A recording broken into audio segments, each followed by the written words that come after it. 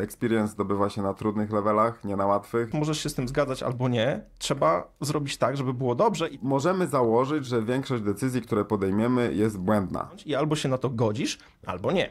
I istotne jest to, żeby zmienić ten sposób myślenia na współpracę. Mówi się, że prawda leży po środku, co jest bzdurą. No prawda leży tam, gdzie leży. To wtedy możemy sobie pomyśleć, kurde, no to straciliśmy 2 dni czy 3 dni na wypracowanie jakiegoś rozwiązania. Tak się nie da pracować, ponieważ nie wiadomo, o co chodzi. Nasz szef powie, dobra, masz zrobić tak. Dlaczego? No bo ja tak wymyśliłem.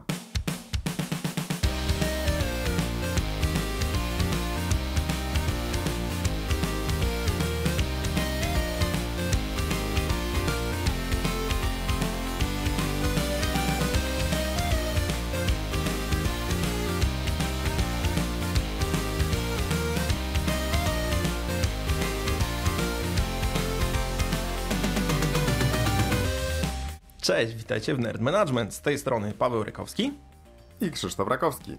Dzisiaj Wigilia, odcinek wigilijny, ostatni w tym roku. Jak to bywa przy wigilijnym stole, zdarzają się różnego typu konflikty, dyskusje, problemy i dzisiaj trochę o tym będziemy rozmawiać, czyli o tym, jak znaleźć kompromis, jak dogadać się w zmianie, a ponieważ jesteśmy w EMAG w trakcie olbrzymiej zmiany i dochodzenia, szukania kompromisów i tego, jak to działa. Mam teraz dużo doświadczeń z pola bitwy, więc się w tym odcinku podzielimy z Wami naszym doświadczeniem. Faktycznie mamy bardzo, bardzo dużo ciekawych doświadczeń, z którymi będziemy się z Wami dzielić. Może zaczniemy od tego, że my zasadniczo promujemy to, żeby angażować ludzi w zmianę, angażować w decydowanie o tej zmianie, ale to czasem jest interpretowanie jako taki pełen turkus. Rozmawialiśmy zresztą o tym, mamy odcinek na ten temat, czyli jest bardzo płaska struktura, wszyscy o wszystkim mogą decydować, nie ma tutaj właściwie żadnych, nic nie narzucamy, więc na pewno to nie jest to. I to też nasze doświadczenia pokazują, że na pewno nie można w ten sposób do tego podejść. Zresztą ty, Paweł, masz fajne doświadczenie ostatnio. Brałeś udział w takim warsztacie, w szkoleniu, gdzie no to bardzo, bardzo, bardzo mocno się pokazało, prawda? Możesz o tym powiedzieć? Tak, to było dobitne i to było w ramach szkoły facylitacji, o czym na pewno w przyszłym roku odcinek się pojawi. Już kończyłem szkołę facylitacji Pathways i tam mieliśmy przestrzeń do tego, żeby zrobić eksperyment. I eksperyment polegał na tym, że przeprowadziliśmy warsztat, który był w 100% autonomiczny, w grupie, która już była zgrana, zintegrowana, więc w teorii coś, do czego dążymy, bo to tak jak w zarządzaniu, w facylitacji są różne style. Można robić rzeczy hierarchicznie, można współpracować, a można właśnie dać tą autonomię. I teraz jakkolwiek ta autonomia brzmi super, tak wyobraźcie sobie, że jeżeli przeżyjecie taki warsztat, tak jak ja, bo to nie da się tego słowami opisać, to trzeba przeżyć, ponieważ poziom emocji, doświadczeń i tego, jak bardzo to było złe w kontekście samego procesu, kiedy to wszyscy dostają pełną wolność i mają się dogadać w każdym aspekcie. W każdym, znaczy naprawdę w każdym, czyli to jak w ogóle będziemy siedzieć, jak się ułożymy, jaki temat robimy, co robimy i tak dalej, to jest czysta anarchia i taki chaos, którego naprawdę nie chcecie. Więc takie doświadczenie no mocno polecam, bo to pokazuje, że my jako liderzy możemy dawać autonomię, ale autonomia jest tylko i wyłącznie w jakichś wąskich ramach, gdzie faktycznie ma sens. Jeżeli zostawimy ludzi na pastwę losu, żeby się dogadali w kontekście zmiany, w kontekście tak naprawdę dowolnym, to czeka was naprawdę niemiła niespodzianka, ponieważ ludzie powiedzą, że kurczę, no tak się nie da pracować, ponieważ nie wiadomo, o co chodzi. Jest chaos, jest anarchia i to do niczego nikogo nie zaprowadzi. Na jednym końcu tego spektrum mamy taką sytuację, że mówimy ludziom, no dobra, to dogadajcie się i już, koniec, od zera, wszystko musicie sobie sami wypracować i już wiemy, że to raczej nie działa, jest z tym duży problem, no ale też jest drugi punkt tego spektrum, drugi koniec, kiedy właściwie w niczym nie pozwalamy decydować, tylko już przychodzimy z jakąś decyzją. I to jest akurat coś, od czego w tej naszej zmianie wyszliśmy, kiedy można powiedzieć, że dostaliśmy taką dosyć mocną sugestię, jak powinniśmy coś zrobić i już, bez dużego kontekstu. No i to nie było coś, co nas satysfakcjonowało. Tutaj opieraliśmy się temu, stawialiśmy opór i udało nam się wypracować z naszym kierownictwem taki sposób działania, no że to my wypracowaliśmy jakieś rozwiązanie dla tej zmiany, która ma miejsce. I to jest bardzo ważne, bo jest taka myśl, którą usłyszałem od Craiga Larmana na jednym z warsztatów jego, w którym brałem udział. Powiedział, że jeżeli mamy jakąś decyzję, jeżeli mamy jakieś rozwiązanie, to zwłaszcza ten zespół liderów, którzy nad tym pracują, musi own it, not rent it. Czyli nie możemy po prostu wypożyczyć tej decyzji, czy wypożyczyć tego rozwiązania, czyli znaczy, że to nie możemy przeczytać w książce i po prostu wdrożyć. Albo nie może być tak, że ktoś nam przyniesie coś i nam powie, nasz szef powie, dobra, masz zrobić tak. Dlaczego? No bo ja tak wymyśliłem. Bo wtedy po prostu po pierwsze nie będziemy wiedzieć, o co chodzi, jakie tam są szczegóły tego, jakie są detale, ale też nie będziemy w to wierzyć. Nie będziemy po prostu pokładali w to wiary. Więc co jest istotne, że nawet jeżeli to nasze rozwiązanie, które wypracujemy w pocie czoła, będzie identyczne, takie same jak ktoś mógłby do nas przyjść z rozwiązaniem, no to wtedy możemy sobie pomyśleć, kurde, no to straciliśmy 2 dni czy 3 dni na wypracowanie jakiegoś rozwiązania, a wychodzi na to, że niepotrzebnie to robiliśmy, bo oryginalnie gdzieś tam w książce przeczytaliśmy, czy nam szef powiedział, jak to ma być. Otóż nie. Właśnie cała magia polega na tym, że to my dojdziemy do tego rozwiązania, wypracujemy je, wszystkie alternatywne pomysły przeanalizujemy, odrzucimy je, wybierzemy ten jeden i jesteśmy przekonani, że on jest najlepszy, bo to i to, odrzucimy różne warianty, to wypracowuje to uwierzenie w to, że to rozwiązanie jest najlepsze. Więc to całkowicie inaczej wygląda, niż jakbyśmy po prostu coś dostali, przeczytali, czy ktoś by nam przyniósł. Ważne jest to, w jaki sposób do tego dojdziemy i wtedy we own it, not rent it. No dobrze, ale jak do tego podejść, do tego procesu podejmowania decyzji, żeby to nie było takie turkosowe? Że dobra, weźcie i sobie decydujcie, no to trzeba narzucić jakiś framework. Narzucić, ustalić, wynegocjować jakiś framework. Przeważnie mówię narzucić, no bo to przychodzi od szefa, od menedżera, od tego, kto ma tę władzę formalną. Czyli trzeba zdefiniować, kto jest odpowiedzialny za decyzję chociażby. To, co my zrobiliśmy, to zastosowaliśmy macierz DACI, czyli Driver, Approver, Contributor, Informed. Chociaż oczywiście jest masa takich frameworków, więc możecie wybrać to, co wam najbardziej pasuje. Ja pamiętam przed tym spotkaniem chyba z 5 czy 7 przejrzałem takich. Też wam oczywiście do tego zlinkujemy, ale co jest istotne, to jest jasne zdefiniowanie, kto podejmuje decyzję, tą finalną decyzję, kto potem będzie odpowiedzialny za wdrożenie tego, no i oczywiście będzie ponosił konsekwencje, jeżeli coś pójdzie nie tak, a kogo na przykład tylko pytamy o opinię, czy kto musi zatwierdzić tę decyzję.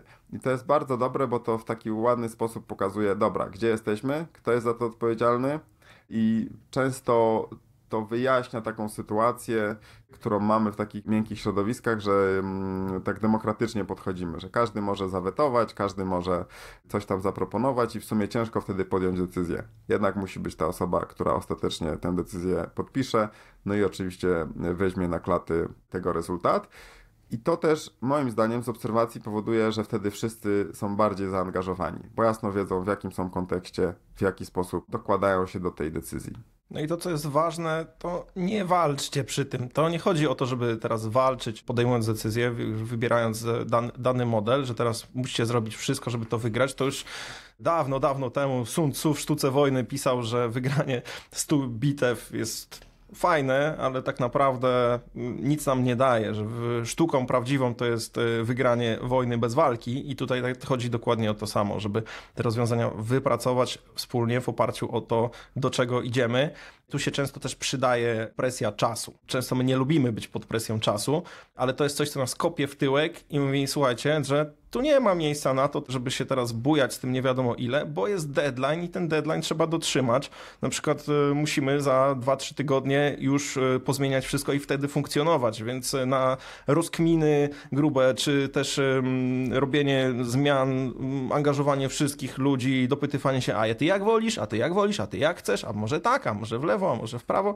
Nie ma na to po prostu czasu i teraz możesz się z tym zgadzać albo nie. Trzeba zrobić tak, żeby było dobrze i to jako lidera, no sorry, jest twój obowiązek, że musisz zrobić tak, żeby to poszło do przodu i żeby tematy się działy, a nie żeby to siedziało w miejscu i do niczego, żebyście nie doszli. Tu jest chociaż jeden ważny punkt, o którym dodam, że no jak to u nas wyglądało? U nas było tak, że mój szef przyszedł z jakimś pomysłem, ja mu powiedziałem, dobra, poczekaj, spokojnie, wypracujemy tę decyzję tak, jakbyśmy chcieli, żeby właśnie przez ten cały proces przejść.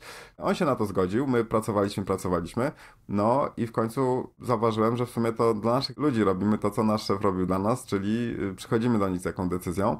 Ważne jest to, żeby mieć cały czas na uwadze, że my też dla kogoś jesteśmy szefem i też oni nas odbierają, tak jak my odbieramy nasze kierownictwo. Ważne jest to, żeby jeżeli już na jakimś poziomie podejmiemy decyzję, bo oczywiście to jest tak, że te decyzje są na różnych poziomach organizacji i nie mamy na nich wpływu. często. Jeżeli już podejmiemy decyzję, to potem znajdźmy to, w jaki sposób część z tego, co się będzie działo, oddelegujemy na osoby, które do nas raportują, czy na zespoły, czy w jaki sposób zaangażujemy je, żeby wypracować jakieś kolejne mechanizmy. Chodzi o to, żeby każdy w organizacji był w jakimś stopniu zaangażowany w to, jak ta praca będzie wyglądać, czyli to właśnie wszystko, o czym powiedzieliśmy teraz, jeżeli chodzi o podejmowanie decyzji. W takiej sytuacji przede wszystkim warto sobie uświadomić, że może się okazać na końcu, że to, z czym ty jako lider wychodzisz, taką zmianę, jaka jest twoja perspektywa, wizja, pomysł na to, wcale nie będzie tym, która będzie najbardziej pasować, która będzie najbardziej dopasowana do tego, która będzie spełniać wszystkie kryteria. I teraz często szukamy takiego kompromisu między tym, dobra, co wypracowaliśmy, a to tym pomysłem, który jest mój, bo mój pomysł jest zawsze mojszy niż twojszy i przecież to, ja mam zawsze rację, nie? To jest bzdurą totalną. I teraz musisz sobie uświadomić na początku, że decyzja, którą wypracujecie, to nie jest kompromis na zasadzie spotkajmy się tu czy gdzieś tam po środku, bo to nawet jest takie śmieszne powiedzenie, ja bardzo je lubię, że mówi się, że prawda leży po środku, co jest bzdurą. Prawda leży tam, gdzie leży. Więc wypracowanie rozwiązania wspólnie nie jest kompromisem, tylko jest wypracowaniem rozwiązania, do którego dążymy. I to nas też prowadzi do takich układów relacji, czyli mamy takie 3 rodzaje podejścia, które mamy w firmach przy wypracowaniu zmian, czy przy stole wigilijnym, czy w każdej sytuacji. Może to być sytuacja taka, gdzie jest win-win, czyli i wy coś wygrywacie, i druga strona coś wygrywa, czy to organizacja, wasi koledzy, koleżanki z tego samego poziomu, czy nawet rodzina przy stole wigilijnym. Jest sytuacja, gdzie na przykład wy coś mówicie, ktoś się z tym nie zgadza, wy stwierdzicie, dobra, okej, ty się nie zgadzasz, ja mam swoje zdanie, ty masz swoje zdanie, wszyscy wygraliśmy, idziemy dalej, nie? W sensie nie kłócicie się, bo tutaj Krzysiek też mówiłeś o oporze. Ten opór, to jest ważna informacja, to nie jest zaproszenie do walki, to nie jest informacja, że dobra, skoro ktoś opiera się temu, co ja mówię, to znaczy, że kurde, teraz ja muszę go rozjechać walcem po to, żeby przekonać go, a właściwie wbić mu do głowy moje podejście. To absolutnie tak nie działa. Ten opór to jest informacja do tego, że coś tutaj jest niejasne i to jest pole do dyskusji. To tak naprawdę otwiera dyskusję, a nie ją zamyka. Jeżeli będziecie opór traktować jako atak, to macie przerąbane i za daleko nie dojedziecie. I to nas prowadzi właśnie do tej drugiej formy, czyli to jest takie ustawiane już nie win-win, że tutaj szukamy rozwiązań, które optymalnie będą dla nas najlepsze, tylko to jest takie ustawienie win-lose. Bo ja wygram, a ty przegrasz, rozjadę cię walcem i tyle z tego będzie. Z tego wychodzi klimat bardzo toksyczny, to nas nigdzie nie prowadzi i coś śmieszniejsze, często mamy jeszcze trzecią sytuację, bo to nie jest tak, że tylko może być win-win albo win-lose, bo jest jeszcze lose-lose, czyli wszyscy tutaj na tym przegramy, wszyscy będziemy mieli przerąbane i wbrew pozorom bardzo często do takich sytuacji doprowadzamy, bo ciśniemy swój pomysł, ktoś inny ciśnie swój pomysł, finalnie wypracujemy jakiś zgniły kompromis, który tak naprawdę dla nikogo nie jest dobry, dla organizacji nie jest dobry, dla zespołu nie jest dobry, ale jedziemy z tym, bo jakoś tam musimy się dogadać, co jest bez sensu. Także warto mieć to na uwadze, warto patrzeć na to, żeby wypracować rozwiązanie, które sprawi, że wszyscy na tym jakoś zyskamy. Ono nie będzie idealne, prawdopodobnie, ono nie będzie zadowalać wszystkich, ono też niekoniecznie będzie zadowalające dla ciebie i musisz to wziąć na klatę i to przełknąć i albo się na to godzisz, albo nie. W modelu, który można to określić, to jest model Thomasa Kilmana dotyczący rozwiązywania konfliktów, do którego wam zalinkujemy i też pokażemy taki ładny schemacik, ale w dużym skrócie on pokazuje, w jaki sposób możemy podchodzić do konfliktów, ale nie tylko do konfliktów, tak jak to rozumiemy potocznie, ale też takich sytuacji, kiedy musimy rozwiązać jakiś problem, znaleźć jakieś rozwiązanie i kiedy mamy różne interesy, bo przeważnie zawsze mamy różne interesy, czy to my, czy jakieś osoby, które są zaangażowane. I co tutaj jest istotne, to że kompromis przeważnie to jest taki default, nie? Znajdźmy gdzieś, ja ustąpię trochę, ty trochę ustąpisz, znajdziemy coś wspólnego. A to, co jest istotne, żeby zmienić ten sposób myślenia, bo kompromis to jest takie rozwiązanie właśnie gdzieś tam po środku, każdy zyskuje tylko trochę, coś traci, coś zyskuje. I istotne jest to, żeby zmienić ten sposób myślenia na współpracę. Czyli w jaki sposób wszyscy my możemy osiągnąć maksimum, w jaki sposób możemy znaleźć takie rozwiązanie, które pozwoli nam wszystkim osiągnąć maksimum. Nie zawsze to się uda osiągnąć od razu. I tutaj podchodzimy do tego właśnie w ten sposób, tak jak my do tego podeszliśmy, że postęp, działanie, rozpoczęcie jest ważniejsze od tego, żeby mieć to od samego początku idealnie. Bo, i to też wrócę do Craiga Lermana, bo gościu jest bardzo, bardzo mądry i możemy założyć, że większość decyzji, które podejmiemy, jest błędna. Tak po prostu jest. Możemy założyć, że nasza decyzja raczej nie jest idealna. Ale jeżeli będziemy stali w miejscu, bo nie doszliśmy do tej idealnej decyzji, to oczywiście nigdzie nie dojdziemy. Więc to, co jest ważne i to, jak my staramy się podchodzić do różnych trudnych problemów, trudnych zmian, to jest to, że zacznijmy z jakimiś fazami. Faza pierwsza, robimy już coś, rozpoznajemy temat, wypełniamy jakieś oczekiwania w stosunku do nas, ale potem oczywiście iteracyjnie sprawdzamy to, dostosowujemy się. To też pozwala zaspokoić jakieś oczekiwania po trochu, stopniowo. Każdego oczekiwania zaspokajamy po trochu, zamiast strony A wszystkie, a strony B zero. Potem oczywiście już coś mamy, iterujemy. W tym całym procesie przydaje się stoicki spokój.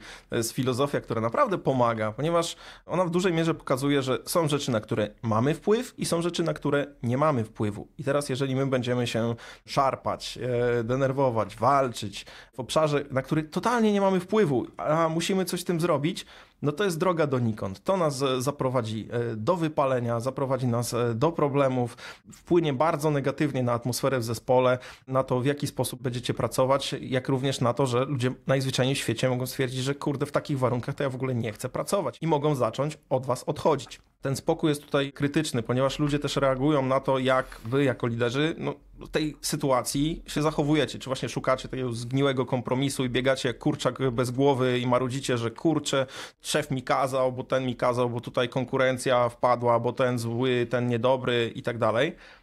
To jak ci ludzie mają was traktować? Więc ten spokój to jest konieczny do tego, żeby też wasi ludzie byli pewni, że wy wiecie, co robicie, czują i widzą i mają pewność, że wzięliście pod uwagę wszystkie scenariusze, że wybraliście dla nich i dla całej tutaj waszej załogi najlepsze możliwe rozwiązanie.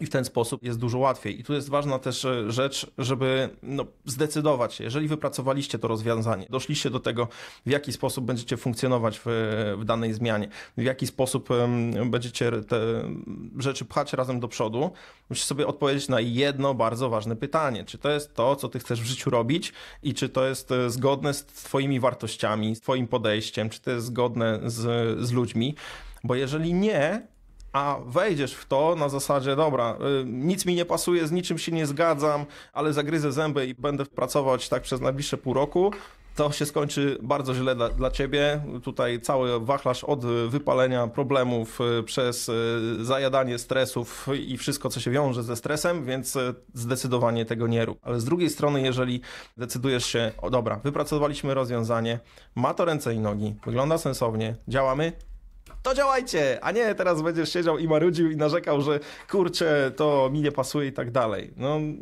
Trzeba podjąć decyzję i iść do przodu i nie oglądać się w tył. Tutaj wrzucę ulubiony cytat z Tokyo Drift.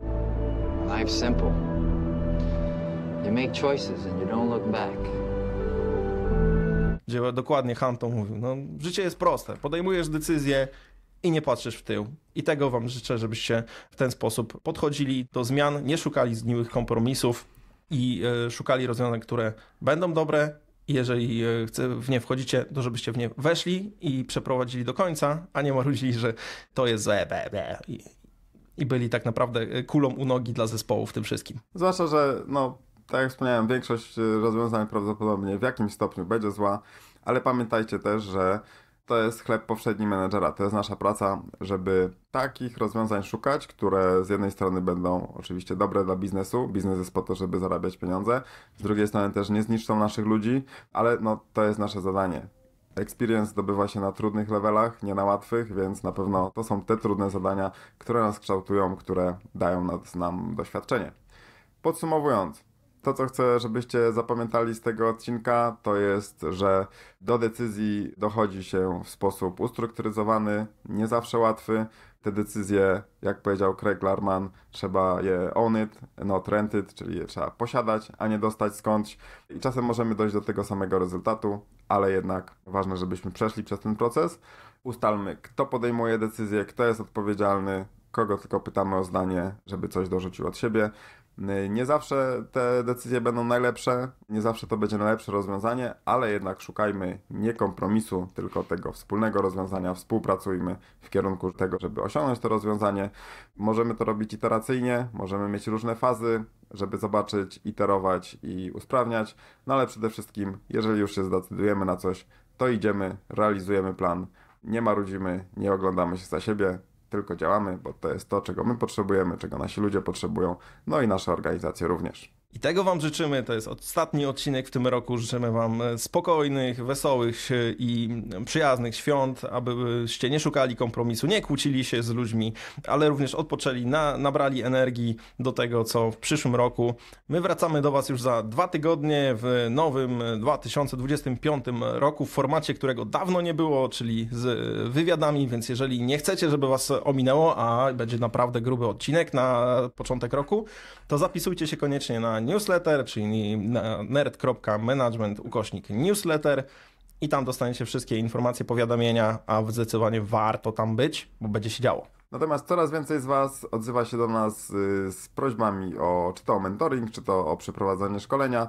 Nabieramy z tym fajnych doświadczeń, mamy fajne materiały, no i oczywiście jesteśmy chętni do tego, żeby dzielić się z Wami naszym doświadczeniem i wsparciem, więc jeżeli jesteście zainteresowani, zapraszamy do kontaktu na kontakt@nerd.management, no albo łapcie nas na social media, zobaczymy, co możemy dla Was zrobić. To tyle na dzisiaj, trzymajcie się i do zobaczenia w przyszłym roku. Cześć! Cześć!